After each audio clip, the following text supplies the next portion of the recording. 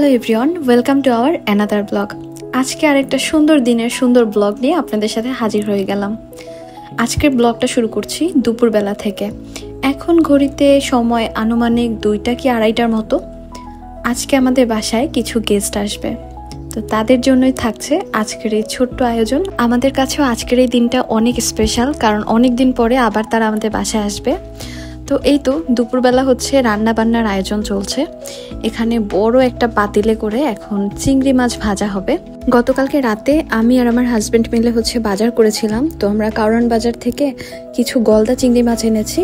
আর বড় চিংড়ি মাছ ভাজার আগে সবসময় আমি ব্রাশ দিয়ে এরকম হলুদ আর লবণের গুঁড়াটা এভাবেই ঠিক ব্রাশ দিয়ে মেখে নেই। এতে করে কিন্তু চিংড়ির ভেতরে খুব ভালোভাবে মশলাটা ঢোকে, না হলে দেখা যায় যে ভেতরে লবণটা ঢোকে না। আবার বড় চিংড়ি যেহেতু, না হলে খেতেও ভালো লাগবে না। তো এভাবে আমি মশলাটা ব্রাশ করে নিচ্ছিলাম, আর ওইদিকে আমার হাজব্যান্ড একটা পাতিলে তেল গরম করে নিচ্ছিল। আজকে মূলত চিংড়ি মাছটা সেই রান্না করবে, কারণ এত বড় চিংড়ি মাছ রান্নার মতো সাহস আমার এখনো হয়নি। যদি কোনোভাবে একটা উল্টাপাল্টা কিছু করে ফেলি তখন ঝামেলায় পড়ে যাব, তো যার জন্য আমি আর সাহস দেখাইনি। তো এখানে আমি তাকে একটু হেল্প করে দিচ্ছিলাম। সবগুলো মাছ খুব সুন্দরভাবে আমি একটু মশলা মেখে নিয়েছি, আর এখন ভাজার পালা। তো সে আমাকে বলল যে তুমি একটু তেলের ভিতর দিয়ে দাও, তারপর আমি ভেজে উঠাচ্ছি।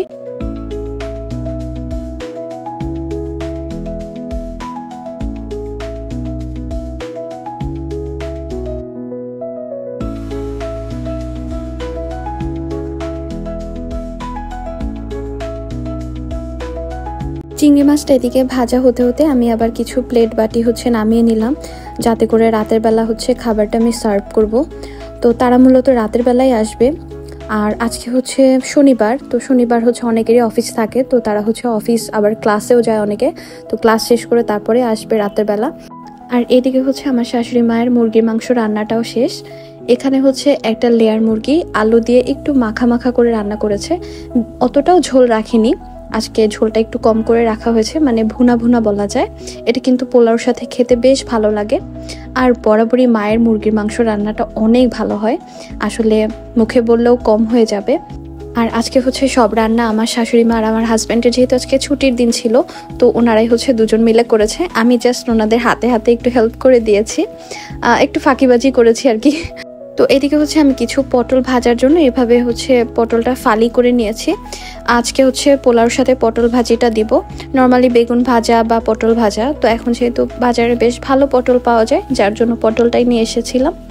আর এই যে দেখেন, এটা কিন্তু শেষ বিকেলের রোদ। তো শেষ বিকেলের রোদ যখন আমার বারান্দার গাছের উপর পড়ে, আমার এই সময়টা এত ভালো লাগে। যদিও আজকে গরমের পরিমাণটা একটু বেশি ছিল, আজকে কিন্তু প্রচুর গরম পড়েছে, মানে শেষ বিকেল পর্যন্তই রোদ ছিল।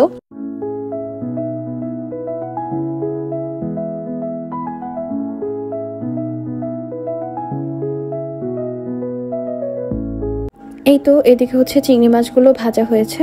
দুবারে ভাজতে হয়েছে, যেহেতু একটু বড় চিংড়ি মাছ আর একটু সময় নিয়েই ভাজতে হয়। চিংড়ি মাছের আজকে মালাইকারি করা হবে।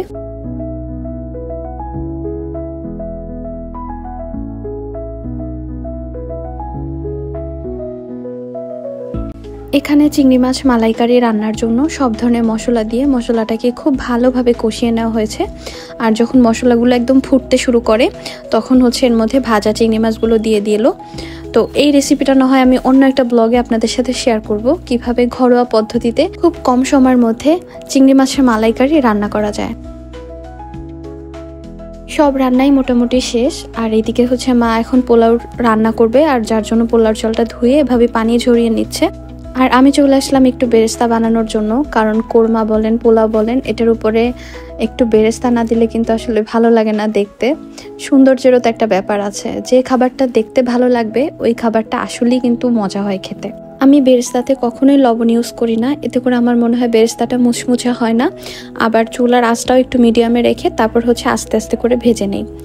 আর তারপর আমার হাজব্যান্ড একটু বাইরে গিয়েছিল, বাইরে থেকে সে একটা 7 আপ আর সবার জন্য আইসক্রিম নিয়ে আসলো। তো এগুলো আমি এখন আবার একটু ফ্রিজে রেখে দেব, আর রাতে খাবারের পরে সবাইকে আইসক্রিম দিব।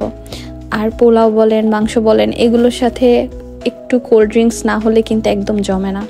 রান্নাবান্না শেষ করে আমি এখানে কিছু সালাদ কুচি করে নিয়েছি। আর এই দায়িত্বটা সবসময় আমার উপরে এসেই পড়ে, কারণ সবাই বলে আমি নাকি খুব সুন্দরভাবে সালাদটা কুচি করতে পারি। আমার বাসার সবাই তাই বলে। তো যার জন্য এখানে সালাদ কুচি করে রেখেছি, এটা খাবারের আগে আমি মেখে নেব। আর ওই যে পটল ফালি করে রেখেছিলাম, এগুলো হচ্ছে একটু হলুদের গুঁড়া আর একটু লবণ দিয়ে এখন আমি একটু তেলে ভেজে নেব। এই পটল ভাজাটাও একদম মিডিয়াম আঁচে করেই ভাজবো, যাতে করে একদম সফট হয় খেতে। আর মা ওই যে বললাম যে পোলাও চালটা ধুয়ে পানি ঝরিয়ে নিয়েছিল, আর এখন চলে আসলো পোলাওটা রান্না করার জন্য। মায়ের পোলাওটা কিভাবে যে এত ভালো হয় আমি এই জিনিসটাই বুঝতে পারি না। আমি যদিও একবার মাত্র ট্রাই করেছি পোলাও রান্না, মোটামুটি ভালোই হয়েছিল সেবার।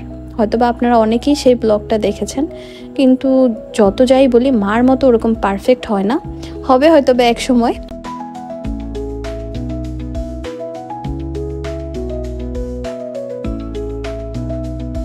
তারপর এই হচ্ছে চিংড়ি মাছ মালাইকারির ফাইনাল লুক। দেখতে এত বেশি লোভনীয় লাগছিল আর খুব সুন্দর একটা স্মেল বের হয়েছিল। এখন এই খাবারগুলো সব এরকম পাতিলে রেখে দিব, তারা আসার পরে হচ্ছে আমি টেবিলটা সুন্দরভাবে সাজাবো। তো ফাইনালি তারা হচ্ছে সন্ধ্যা 7টার দিকে আমাদের বাসায় এসেছে। আর আমার জন্য এই যে বেলি ফুলের মালা, এক গুচ্ছ গোলাপ ফুল, তারপর হচ্ছে আরও অনেক কিছু নিয়ে এসেছে। তো আপনাদের সাথে একটু বলি যে আজকে আমাদের বাসায় কারা এসেছে। তারা হচ্ছে আমার খুবই প্রিয় কয়েকজন আপু, যাদের সাথে আমার রক্তের কোনো সম্পর্ক নেই, কিন্তু আত্মার একটা সম্পর্ক আছে। আপনারা যারা গ্রাম থেকে শহরে পড়াশোনা কিংবা চাকরির সুবাদে আসেন, তারা হয়তোবা আজকের এই অনুভূতিটা বুঝতে পারবেন। একটা সময় আমরা সবাই একসাথে থাকতাম, তারা বড় বোনের মতো যেমন স্নেহ করেছে, তেমনি ভালোবেসেছে, শাসনও করেছে। তো আজকে হচ্ছে আমি আমার বাসায় তাদেরকেই দাওয়াত করেছিলাম, আর তারা সবাই এসেছে। তো তারা আবার আমাদের জন্য কিছু গিফট নিয়ে এসেছে। আমাদের কিন্তু এই 21 তারিখে হচ্ছে সেকেন্ড অ্যানিভার্সারি গেল। তো তারা হচ্ছে আজকে 26 তারিখ, যার জন্য তারা আবার একটা কেক নিয়ে এসেছে। তো এখন হচ্ছে আমরা লেট সেলিব্রেট করব। তো এই জিনিসটা কিন্তু আমাদের কাছে অনেক বেশি ভালো লেগেছে। সত্যি আমরা অনেক বেশি সারপ্রাইজড হয়েছি এই ব্যাপারটাতে। তাদেরকে দাওয়াত করেছিলাম, তারা যে আমাদের বাসায় আসবে সেটা জানতাম, কিন্তু তারা যে এইভাবে আমাদেরকে সারপ্রাইজ দেবে এটা আমার মাথাতেও আসেনি। তো এখানে সুন্দর একটা কেক নিয়ে এসেছে, সাথে হচ্ছে মিষ্টি ছিল, গোলাপ ফুল, আমার হাতে পরানোর জন্য একটা বেলি ফুলও নিয়ে এসেছে, কারণ আপুরা জানে বেলি ফুল আমার খুব পছন্দ। আমার মনে হয় বেলি ফুল সব মেয়েদেরই পছন্দ। এই মানুষগুলোর সাথে আমার ব্যাচেলার লাইফের কত সুখ দুঃখের সময় আমরা পার করেছি একসাথে। আমরা কেউ কিন্তু কাউকে চিনতাম না, আমরা এক একজন এক এক পরিবার থেকে এসেছি, তারপর আমরা মিলেমিশে বোনের মতোই ছিলাম। তো যার জন্য তাদের এখনও আমি মিস করি, আর সময় পেলেই তাদের সাথে একটু আড্ডা দেওয়ার জন্য চলে যাই বা তাদেরকে দাওয়াত করি, তারাও চলে আসে। তো তারপর হচ্ছে আমরা কেক কেটে এই দিনটাকে আবার সেলিব্রেট করলাম।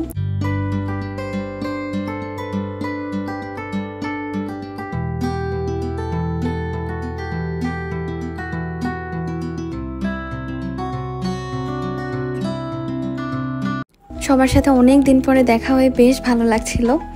আসলে এই দিনটা আমাদের কাছে স্মরণীয় হয়ে থাকবে।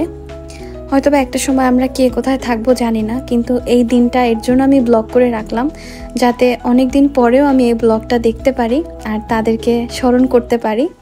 তো তারপরে এই তো আমার হাজব্যান্ড হচ্ছে সবাইকে কেকটা সার্ভ করে দিল, আর কেক খাওয়ার পরে হচ্ছে আমরা রাতের ডিনারটাও সার্ভ করে দিব।